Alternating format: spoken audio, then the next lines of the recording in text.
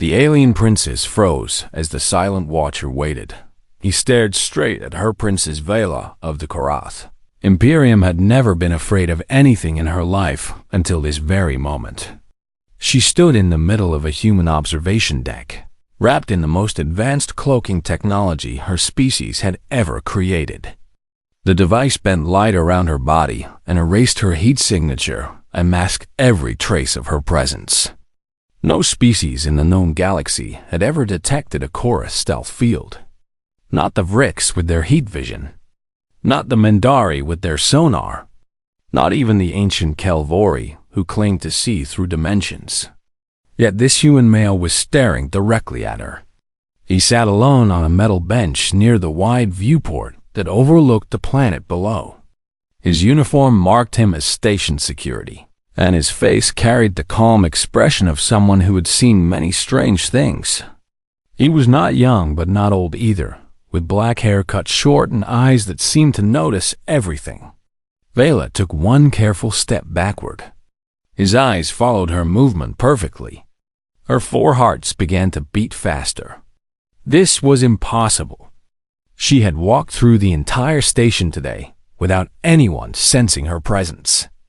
She had observed the human delegation as they discussed trade agreements. She had watched their merchants sell food and clothing in crowded markets. She had even spent an hour near their school, fascinated by the small humans they called children. No one had seen her. No one had even suspected. But this man had found her somehow. She considered activating her emergency teleport and fleeing back to her hidden ship. But if this human could see through Korath stealth technology, she needed to understand how. Her father, the Emperor, had sent her here to judge whether humanity should be absorbed into the Imperium or destroyed as a threat. If humans possessed some unknown detection ability, that information could change everything. The man spoke in a quiet voice that carried across the empty deck. "You have been following the delegation all day," he said.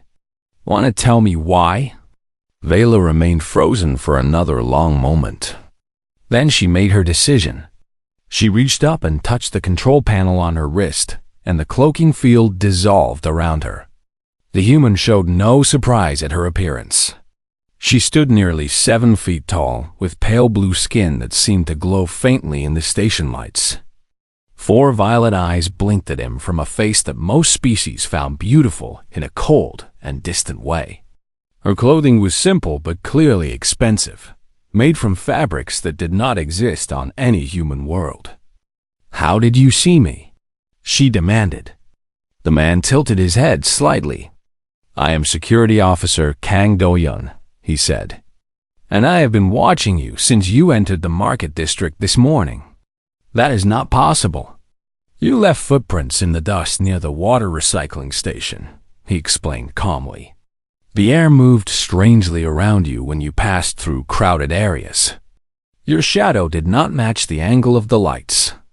And when you stood near the school windows, your breath created fog on the glass, even though no one appeared to be standing there." Vela felt her blood turn cold. No species has ever detected those signs before. Most species rely on their technology to do their seeing for them, Do-hyun replied.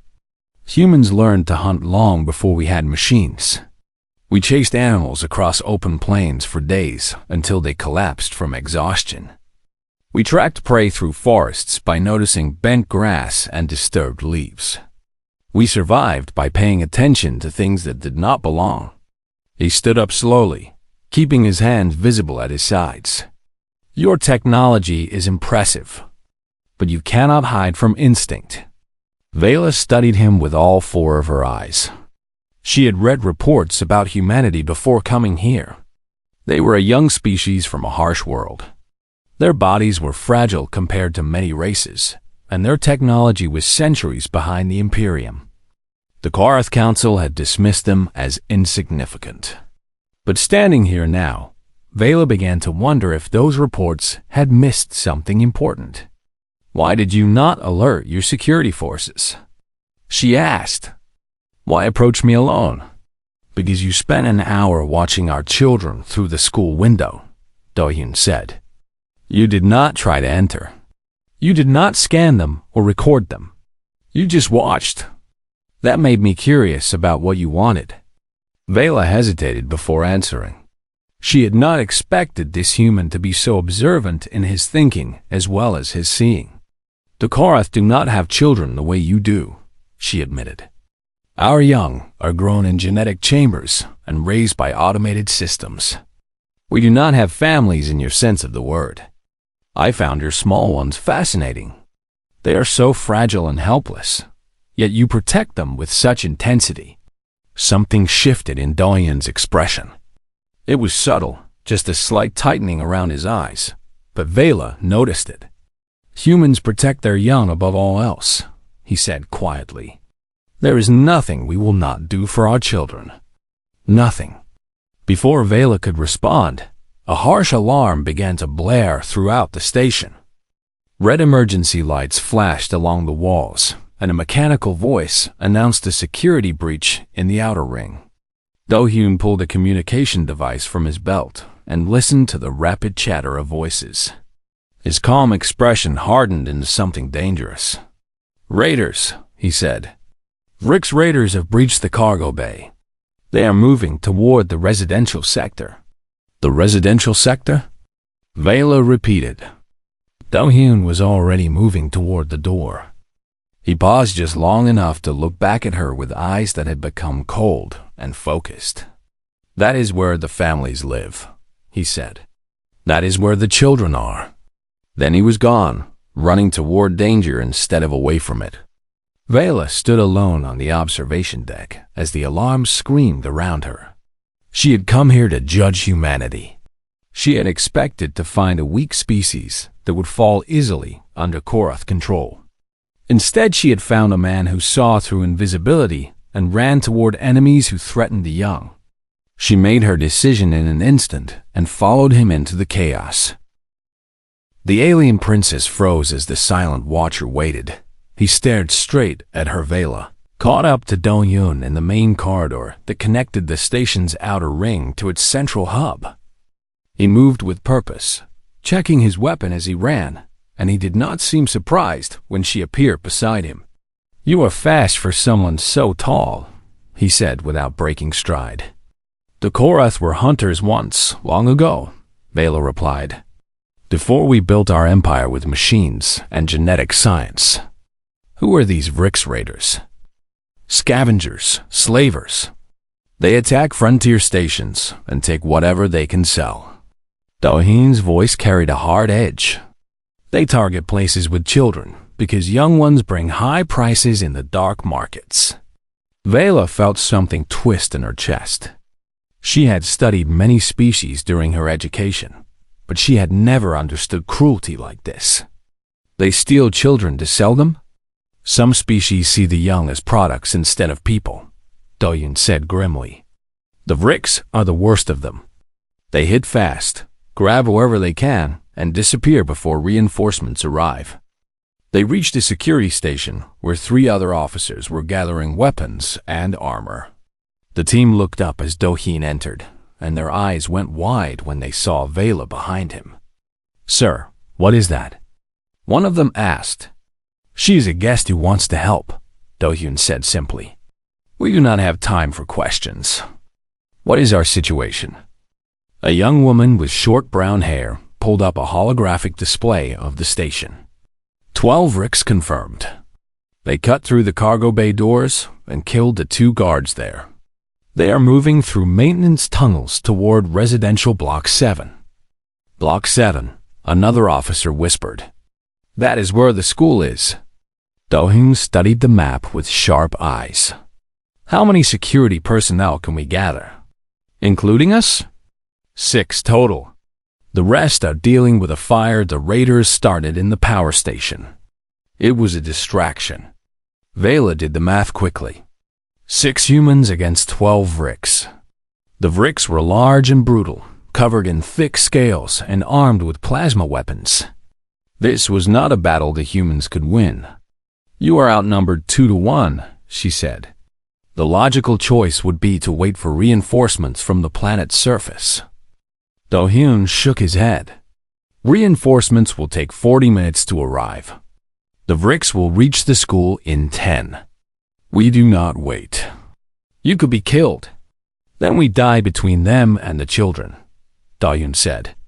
It was not a boast or a dramatic statement. He said it the same way someone might describe the weather. It was simply what would happen. The other officers nodded in agreement. None of them showed fear. None of them suggested retreat.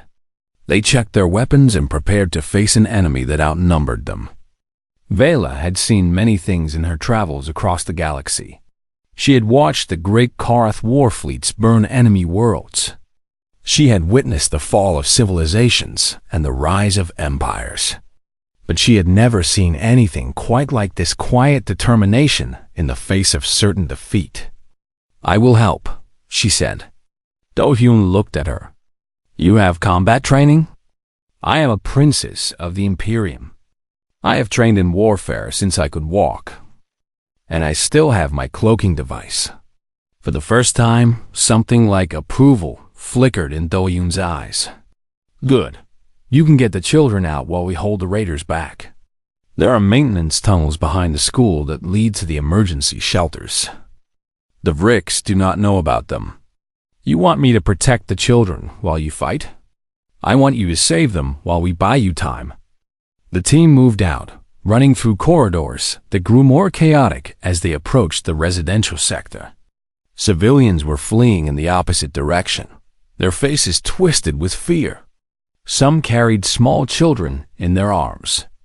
Others dragged elderly family members by the hand. Do-hyun stopped each group long enough to point them toward the safest routes. Even in the middle of a crisis, he took time to help those who were lost and afraid. They reached residential block 7 just as the sounds of plasma fire erupted ahead. The Vrix had arrived at the school. Vela could see them through a window in the corridor. The raiders were massive creatures, standing 8 feet tall with gray scales and multiple arms.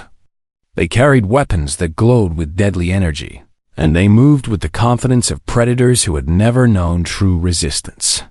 The school doors were sealed, but the Vrix were cutting through them with plasma torches. Inside, Vela could see human adults pressing children against the far walls, shielding them with their own bodies. There's a service entrance on the east side of the school, Do-hyun said quickly. Take the children through there and into the maintenance tunnels. Do not stop until you reach the emergency shelter. What about you? Do-hyun handed his spare weapon to one of his officers. We hold this corridor. It is narrow enough that they cannot use their numbers against us. We make them pay for every step they take. You cannot defeat 12 Vrix with 5 humans. I do not need to defeat them, Do-hyun said. I just need to slow them down long enough for you to get the children out. Every minute we hold is another minute you have to save them. Vela wanted to argue. She wanted to tell him this was foolish and wasteful, and that his life had value beyond this single moment. But she saw the look in his eyes, and she understood that nothing she said would change his mind. This was what humans did. They stood between danger and the innocent, even when standing meant dying. I will not let you down, she said. Do-hyun nodded once. I know you will not. Now go. Vela activated her cloaking device and disappeared. She ran toward the east side of the school, while behind her, she heard Do-hyun giving orders to his team. Steady now, he said in that calm voice. We hold here. We hold until the children are safe. The school doors began to buckle under the plasma torches. The battle was about to begin. The alien princess froze as the silent watcher waited. He stared. Straight at her, Vela found the service entrance exactly where Do-hyun had said it would be. The door was locked, but her Korath technology made short work of the primitive security system. She slipped inside and let her cloaking field drop so the humans would see her coming. The school was chaos. Teachers had gathered the children in the main classroom at the center of the building. Nearly 40 young humans huddled together, their faces pale with fear. Some of the smallest ones were crying, and the older children tried to comfort them with shaking hands. A woman with gray hair stood at the front of the group, her body positioned between the children and the door. She held nothing but a heavy book, ready to use it as a weapon if the raiders broke through. Her eyes were terrified, but she did not move from her post. "Who are you?" the woman demanded when she saw Vela. "I am here to help," Vela said quickly. "Security Officer Kang Do-yoon sent me. There are maintenance tunnels behind this building that lead to emergency shelters. We must move the children now." The woman hesitated for only a moment. Then she nodded and turned to the other teachers. "You heard her. Everyone up. We are leaving through the back." Getting 40 frightened children to move quietly and quickly was harder than Vela had expected. The little ones did not understand what was happening.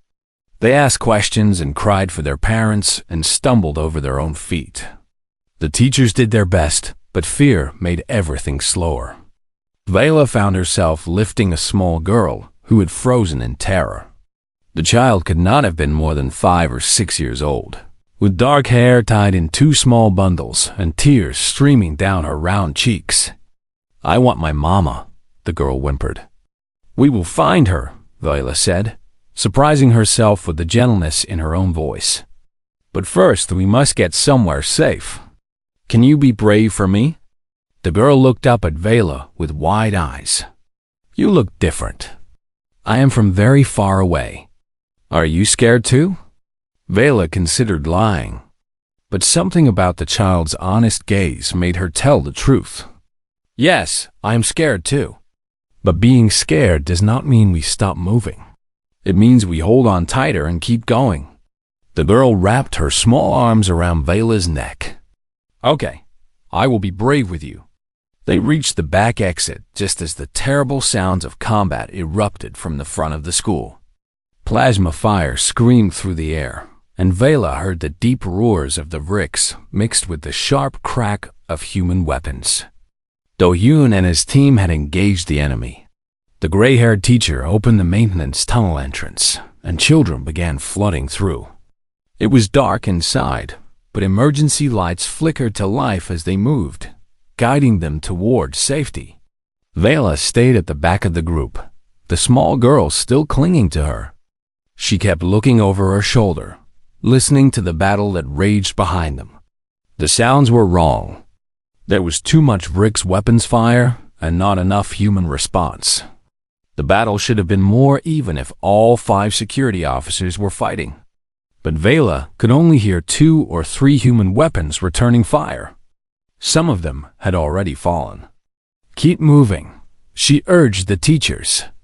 "Do not stop for anything." They traveled through the dark tunnels for what felt like hours, but was probably only minutes. The children stumbled and cried, but they kept going. The older ones helped the younger ones. The teachers counted heads over and over to make sure no one was left behind. Finally, they reached the emergency shelter. It was a reinforced room deep in the station's core, designed to withstand almost any disaster. The teachers guided the children inside and began the process of sealing the doors. Vela set the little girl down gently. "You are safe now. Where are you going?" the girl asked. "I have to go back. But the monsters are back there." Vela knelt down to look the child in the eyes. "There is a man who stayed behind to protect you. He's fighting the monsters right now so you could escape. I cannot leave him alone. Is he your friend?" Vela thought about that question. She had known Do-hyun for less than an hour. They had spoken only a few words to each other. By any reasonable measure, he was a stranger. But he had trusted her with the most precious things his people had. He had given her the children without hesitation, believing she would keep them safe. And now he was dying so that she could succeed. "Yes," she said finally. "He is my friend." She activated her cloaking device and ran back through the tunnels. The sounds of battle grew louder as she approached the school, and when she finally emerged near the service entrance, she saw the cost of human courage. 3 security officers lay motionless on the ground. 2 others had taken cover behind overturned furniture, wounded but still fighting. And at the center of the corridor, standing alone against the remaining Vrix, was Do-Hyun. His uniform was torn and burned. Blood ran from a wound on his forehead and another on his arm. But he stood firm, firing his weapon with mechanical precision, forcing the raiders to advance slowly instead of charging. 6 Vrix bodies lay scattered across the floor. The remaining 6 were taking cover, clearly surprised by the resistance they had encountered. They had expected easy prey. They had found the Guardian instead. One of the Vrix raised a heavy plasma cannon, aiming directly at Do-Hyun. Vela did not think. She simply acted. She decloaked directly behind the Vrix and drove her blade through a gap in its scales. The creature screamed and collapsed, and suddenly every eye in the corridor turned toward her. Do-Hyun glanced at her with something like relief in his exhausted eyes. "The children?" he asked. "Safe," she said. "All of them." He nodded once, and then his legs gave out. He crashed to his knees, finally surrendering to the wounds he had ignored for too long. Vela moved to stand over him, her weapon raised toward the remaining 5 Vrix. She was a princess of the Korath Imperium. She had been trained by the finest warriors in the galaxy, and she would not let this human fall. "You want him," she said to the raiders. "You come through me." The alien princess froze as the silent watcher waited. He stared straight at her. The 5 remaining Vrix stared at Vela with hungry eyes. They recognized her species immediately, and their expressions shifted from surprise to greed. A Korath, the largest one, growled. "Do you know how much a Korath princess would sell for in the dark markets? More than 100 human children." "Then come and claim your prize," Vela said coldly. "But I warn you, many have tried to take what belongs to the Imperium. None have succeeded." The Vrix leader laughed, a harsh and ugly sound. "You are 1 female with a blade. We are 5 warriors with plasma cannons. The math is simple." "Then let me simplify it further." Vela activated her cloaking device and vanished. The Vrix opened fire immediately, spraying plasma bolts in every direction, but she was already moving. She had trained for combat since childhood, learning to fight enemies who outnumbered and outgunned her. The Korath believed that a true warrior could turn any disadvantage into victory. She struck from the shadows, her blade finding the weak points in Vrix armor. 1 raider fell with a severed tendon.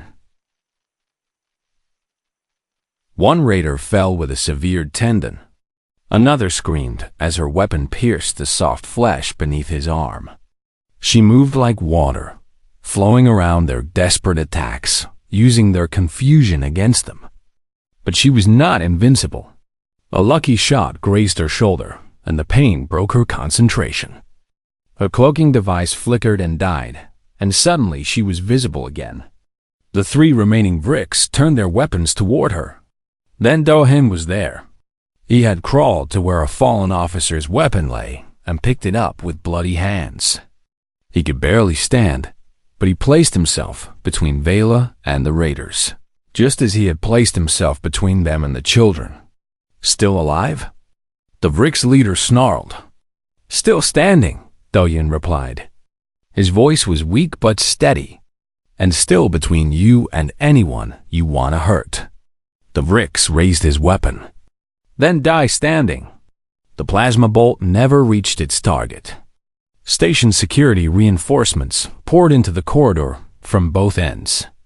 20 officers in full armor, weapons blazing, overwhelming the remaining raiders with sheer numbers.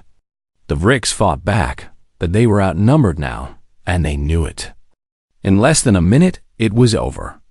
2 raiders were dead, and the last one had surrendered, dropping his weapon and raising all four arms. Vela caught Do-Yun as he finally collapsed. His body was heavy, and his blood soaked into her expensive clothing, but she did not let him fall. "Medics!" she shouted. "He needs medics now." Officers rushed forward to help.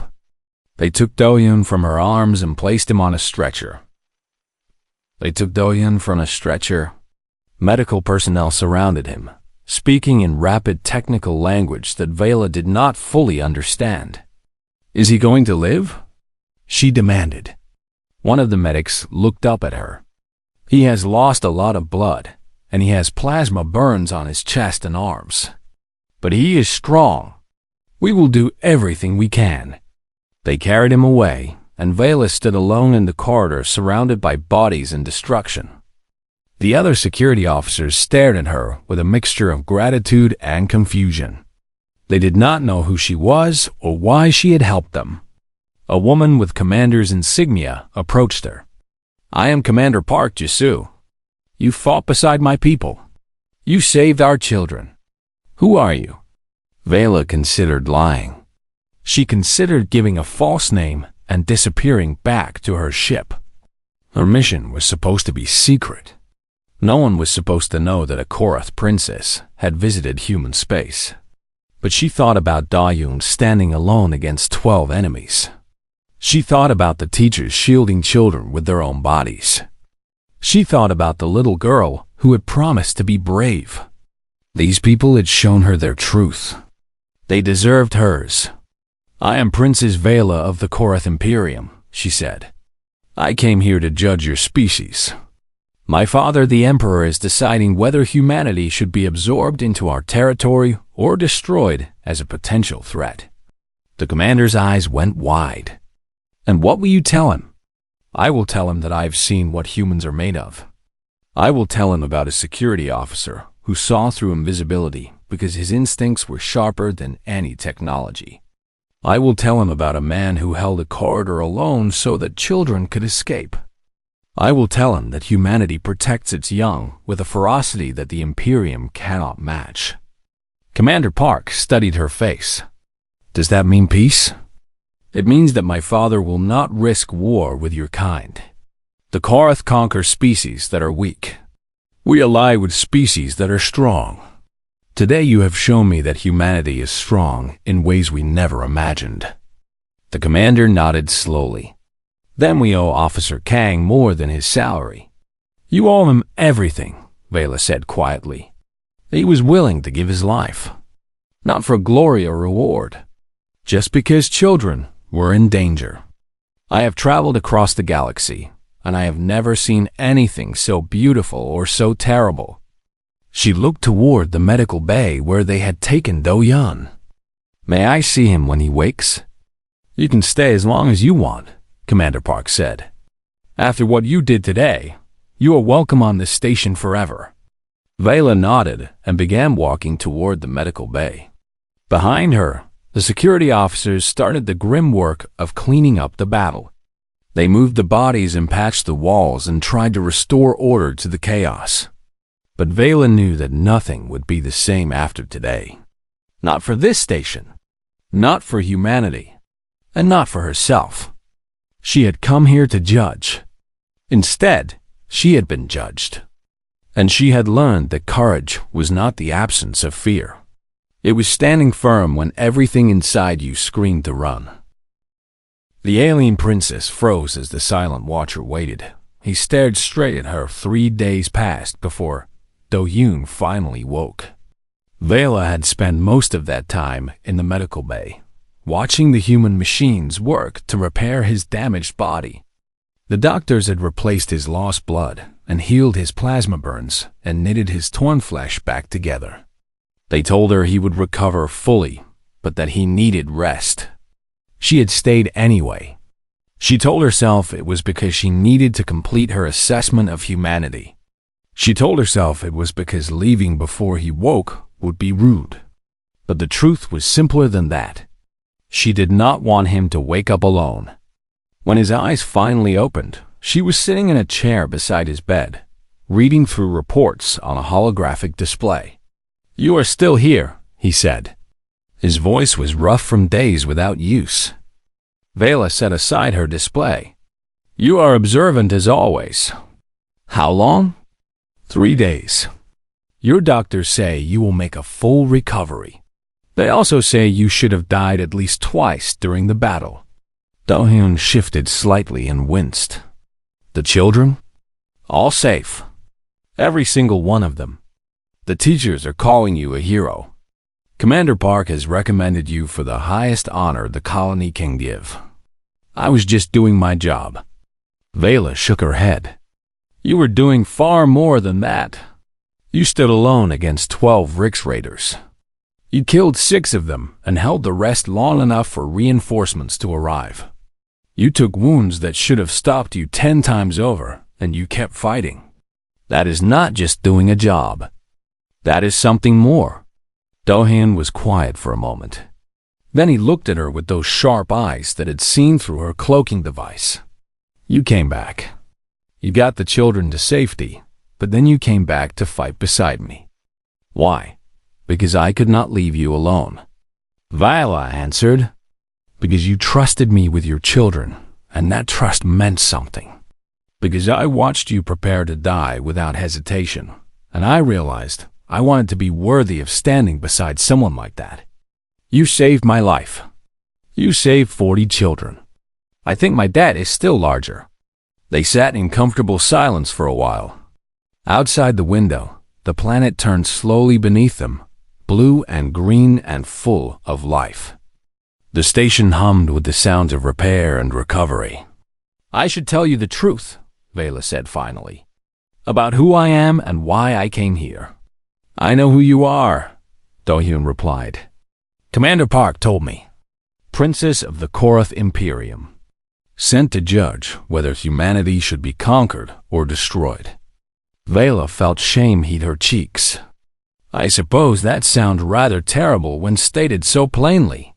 It sounds like politics. Every species has politics. What matters is what you decide. I have already decided. She reached into her pocket and pulled out a small crystalline device. This contains my report to my father. I recorded it yesterday while you were sleeping. What does it say? It says that humanity should not be conquered or destroyed. It says that your species possesses something rare in the galaxy, a willingness to sacrifice everything for those you protect. It says that the Korath should seek alliance with Earth rather than dominion over it. Do-hyun raised an eyebrow. Your father will accept this? My father respects strength, and I have told him that humans are the strongest species I have ever encountered. Not because of your technology or your numbers, but because of your hearts. Our hearts? I watched you run toward danger instead of away from it. I watched teachers shield children with their own bodies. I watched a little girl promise to be brave because I told her I was scared too. These things are not common in the galaxy, Do-hyun. Many species claim to value their young, but few would die for them the way you did. She activated the device, and a holographic image appeared above it. It showed the Korath symbol for humanity, a new designation that had never existed before. Earthkin, she said. It means those who stand between. That is what I have named your species in the official records. From now on, every Korath who reads about humanity will know that you are the ones who stand between danger and the innocent, who hold the line even when holding means dying. Do-hyun stared at the symbol. That is a heavy name to carry. You have already carried it. You and every human who fights for something greater than themselves. I am simply recognizing what already exists. A soft knock came at the door. Vela turned to see a small figure peeking through the opening. It was the little girl from the school, the one who had clung to her in the tunnels. Excuse me, the girl said shyly. The doctor said I could visit. Do-hyun smiled, and for the first time, Vela saw warmth in his usually serious face. Come in. The girl ran to his bedside and carefully climbed up to sit beside him. You got hurt protecting us. I got hurt doing my job, but I am better now." The girl looked at Vela. She was brave in the tunnels. She said she was scared, but she did not leave us. Vela felt her foreheart squeeze. "You were brave too. I told my mama about you. She said to say thank you." The girl reached out and took Vela's hand with her tiny fingers. "Will you come back and visit?" Vela looked at Doyoung. He was watching her with an expression she could not quite read. "I do not know," she said honestly. "I have to return to my home and deliver my report. But perhaps, if our peoples become allies, I will have reasons to visit your world again." The girl smiled. "I hope so.